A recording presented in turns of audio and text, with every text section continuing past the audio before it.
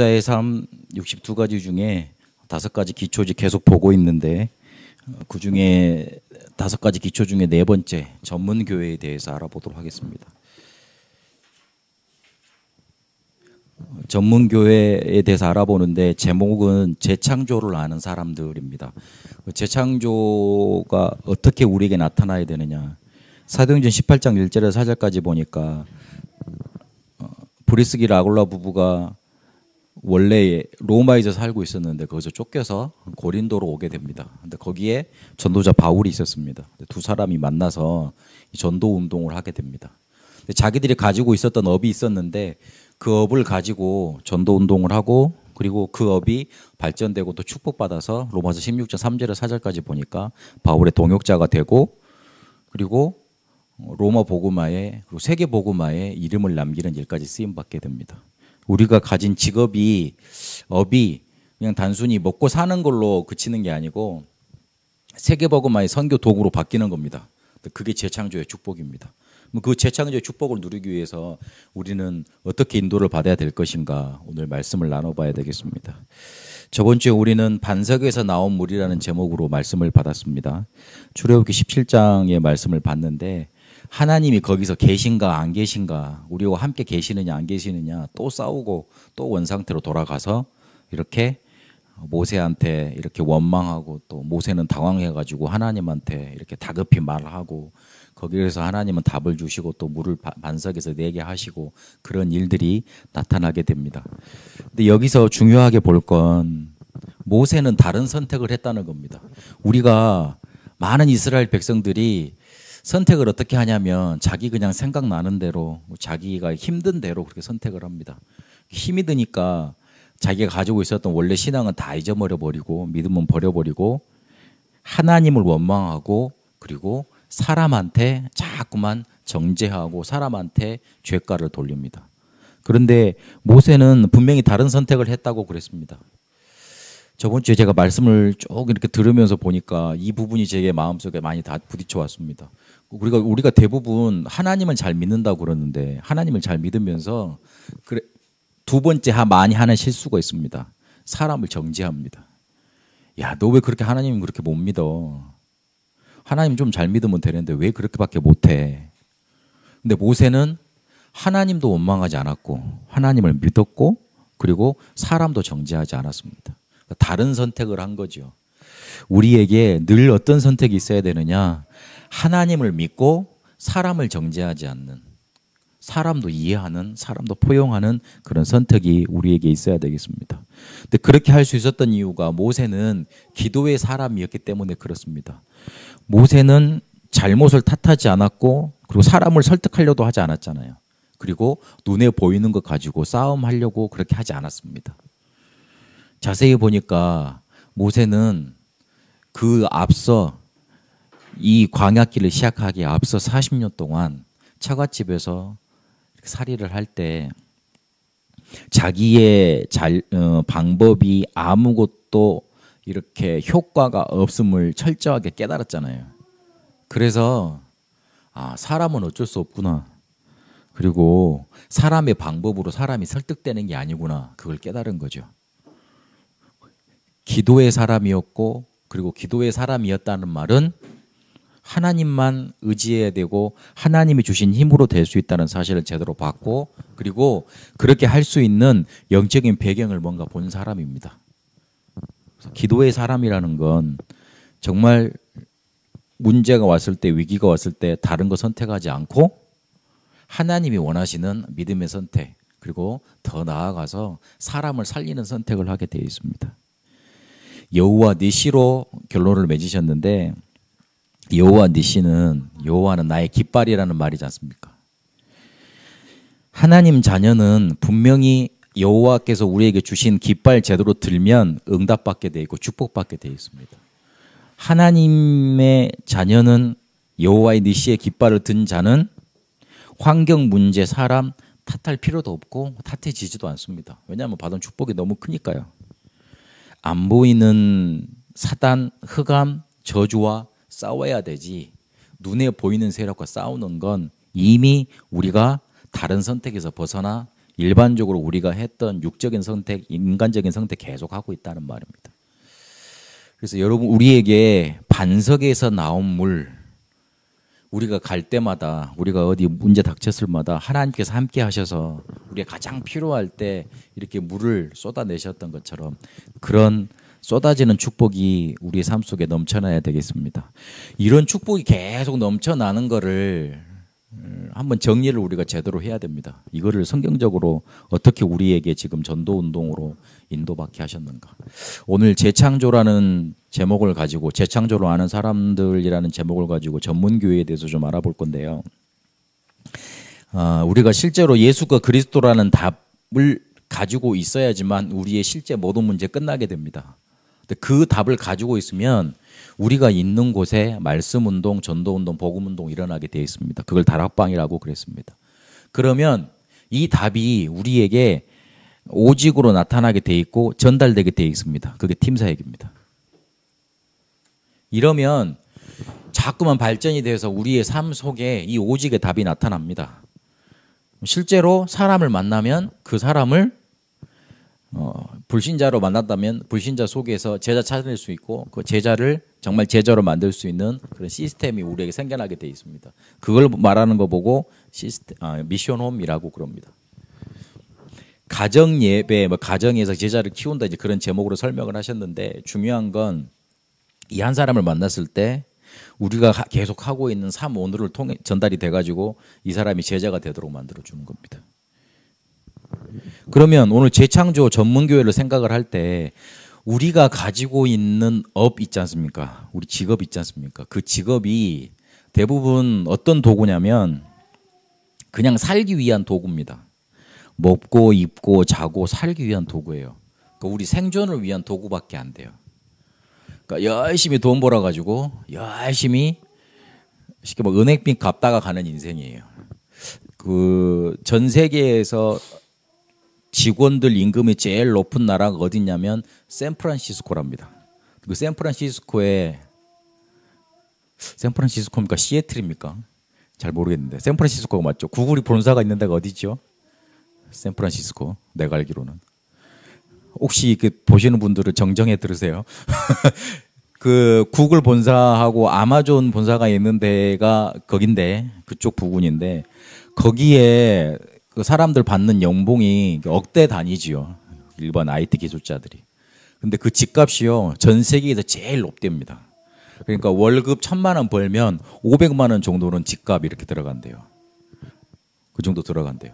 그렇게 들어가고 집값이나 이거 먹는 거 들어가고 자기 쓰고 막 살아야 될 거 아니에요. 물가가 되게 우리보다 비싸대요. 남는 거 별로 없대요. 집을 살 수도 없는 그런 환경이고. 그래가지고 구글 본사 앞에 가보면 캠핑카 있지 않습니까? 캠핑카를 갖고 와가지고 자기 집은 한 몇 시간 뒤에 차로 한 몇 시간 거리 정도 있는 곳에 두고 있고 거기서 매일 출퇴근을 할 수 없으니 캠핑카를 가지고 자기 그 회사 옆에다가 세워놓고 공원에 세워놓고 거기서 숙식 해결하고 그렇게 살아간답니다. 세계에서 탑 제일 돈 많이 벌고 많이 받고 그리고 제일 뭐라 그럴까 복지도 좋고 그러는데도 그러니까 그들이 그런데요. 돈 그대로 받아가지고 자기 통장에만 그대로 스쳐 지나간다 이렇게 남는 건 별로 없는 거예요. 연금 많이 있겠죠. 그렇게 안 하겠지만. 근데 그 나라가 이제 몇백 년 진행되리라는 보장은 없잖아요. 그런 거잖아요. 그래서 우리가 대부분요. 업을 가지고 우리가 버는 거 가지고 먹고 살고 그렇게 하는 도구밖에 안 돼요. 그런데 재창조라는 말은 우리가 갖고 있는 걸 어디 가서 따로 만드는 게 아니고 우리가 하고 있는 것 그게 바로 선교의 도구가 되는 겁니다. 우리가 하는 일 자체가. 우리가 하고 있는 일 자체가. 그래서 그렇게 하려면 어디 가서 특별한 걸 뭔가 가져오는 게 아니고 앞에를 잘 보세요. 답을 가지고 있으면 쭉 인도받다 보면 그렇게 말씀의 흐름 받고 기도의 흐름 따라 전도의 흐름 따라 가다 보면 우리가 가지고 있는 업이 세계 선교의 도구가 되게 돼 있습니다. 그걸 잘 보셔야 됩니다. 그래서 마가 다락방에서 계속 인도받았던 사람들이 그렇게 재창조의 축복을 누렸습니다. 자기가 가지고 있는 업 가지고 복음 전했습니다. 세계 선교 도구로 만들었습니다. 특별히 어디 가서 뭐 만들어 와서 한 게 아니에요. 특별히 여기가 오늘 사도행전 18장을 봤는데 바울을 도왔던 사람들이 바로 이 재창조의 축복을 누렸습니다. 브리스가 부부가 바로 그 대표적인 모델입니다. 그들이 로마 복음화까지 이뤄냈고 로마 복음화의 주역으로 인도받았습니다. 중요한 건 마가 다락방에서 성령 충만한 은혜 받았는데 실제로 제자가 일어나고 그들이 자기의 모든 재산을 털어서 교회를 살리고 전도운동하고 선교운동 하는데 그거를 봤는데 그거 그대로 본 사람들이 로마 복음화까지 인도받았다는 겁니다. 그래서 우리는 항상 24시 우리 마음속에 가지고 있어야 될 게 있어요. 첫 번째는요. 우리는 다락방 하는 사람들입니다. 다락방 하는 사람들 막 이단 시비도 있고 많이 말을 하는데 모르겠습니다. 근데 다락방 하는 사람들이 특별히 주장하는 게 있습니다. 뭐 하자냐면 성경적인 전도 운동을 하자는 겁니다. 제가 가장 마음에 아픈 게 뭐냐면 지하철을 타고 가다 보면 누가 듣지도 않는데 이렇게 거룩한 목소리 이렇게 막 목에 긁어가면서 예수 믿으세요. 예수 안 믿으면 저주 받아요. 예수 안 믿으면 지옥 가요. 하나님이 살아계세요. 이런 얘기를 쭉 하고 지나간단 말이에요. 아무도 안 쳐다봐. 어떤 사람은 욕하기도 해 심지어. 그리고 더 그런 건 지하철에 그 70이나 80 되신 할머니들이 이렇게 그 봉다리에다가 사탕 2개 넣고 껌 하나 넣고 그다음에 요즘은 이렇게 물휴지 같은 거 하나 이렇게 주대요. 그까지 같이 넣어가지고 자기 이렇게 전도지도 아니에요. 자기 교회 주보나 이렇게 자기 교회 홍보하는 그런 딱 넣어가지고 한 받으라고 이렇게 건네줄 때 그 할머니들이 계속 나오시면 내가 의심을 안 하겠는데 꼭 특정 날 특정 그 시간대에 나오죠. 그거는 뭔가 이렇게 뒤에서 그렇게 하라고 준비해 주는 사람이 있고 그리고 하라고 말해주는 사람들이 있다는 거예요. 그 옆에 자세히 쳐다보면 그 젊은 이렇게 부목사급 되는 사람들이 옆에 주변에 배성이고 있어요. 안 받는 사람들이 대부분이고요. 받아가지고 저 한 100m 지나가면 버리는 게 대부분이에요. 저걸 왜 할까 도대체? 그걸 따라해가지고 성당들도 요즘 이렇게 꿈깼습니다. 꿈깨가지고 자기들도 이렇게 전도한다고 수요일마다 이렇게 어디 가도 차려놓고 이렇게 커피 나눠주고 그럽니다. 불교도 꿈깼습니다. 집집마다 돌아다니면서 어디 뚜르기면 옛날에 교회에서 왔다 그랬거든요.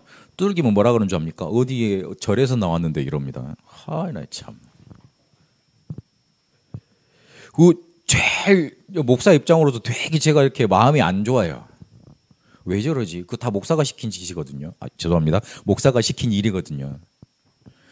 목사가 성경적인 전도에 대해서 답이 없고 그리고 사람이 오면 어떻게 복음 전할지 모르니까 성도들만 그렇게 뭐라 그럴까요? 험지에 계속 자기가 하기 싫은 일, 뭐 이렇게 홍보하는 일 그런 일에만 이렇게 내붙이는 거예요.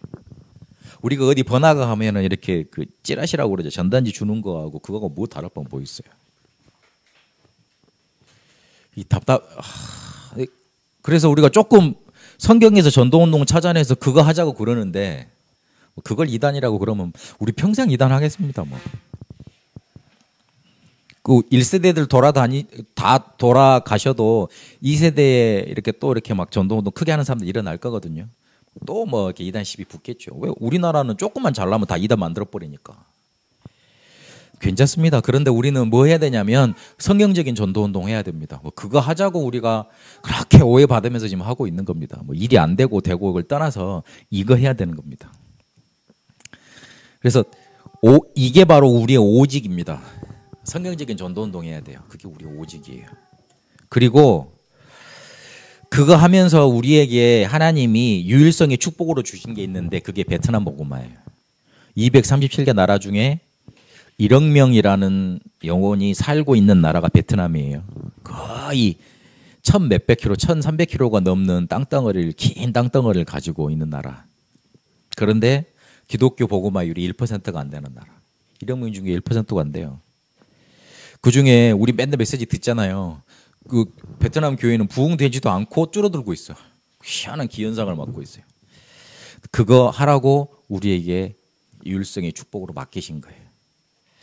그러려면 우리 틀 가지고는 안 되지요. 요즘 6가지 단어 나오죠. 뭐 레버리지, 베셀, 트랜스미션, 노바디, 또 뭐 있지? 플랫폼 다 외워지지도 않네. 우리나라 말이 아니라 6가지라 다 외울 수도 없지만 잘 아웃소싱 뭐 이래가지고 나오잖아요. 그걸 가지고 우리는 재창조하는 겁니다. 옛날 가진 틀 가지고 하지 말라는 거죠.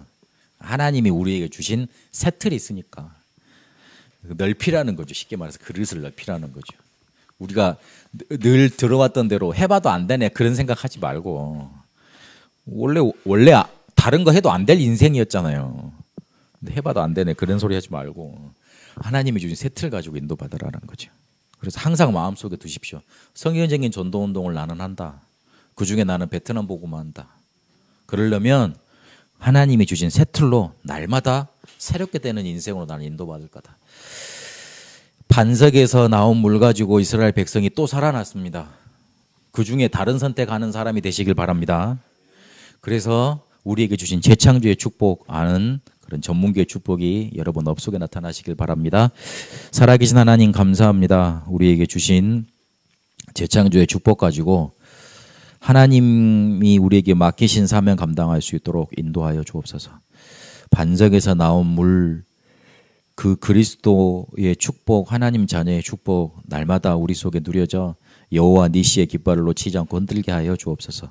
그래서 성경적인 전도운동이 우리에게 일어나게 하시고 베트남 복음화 속에 우리가 쓰임받게 하시고 날마다 새 틀 가지고 이 사명 감당케 하여 주옵소서. 이제는 우리 주 예수 그리스도의 은혜와 하나님의 살아계심과 성령님의 역사 인도하심이 재창조의 축복을 가지고 업을 세계 선교의 도구로 만들 우리 새선교회 모든 성도들과 베트남과 한국에 이제와 영원토록 항상 함께 계실지어다. 아멘.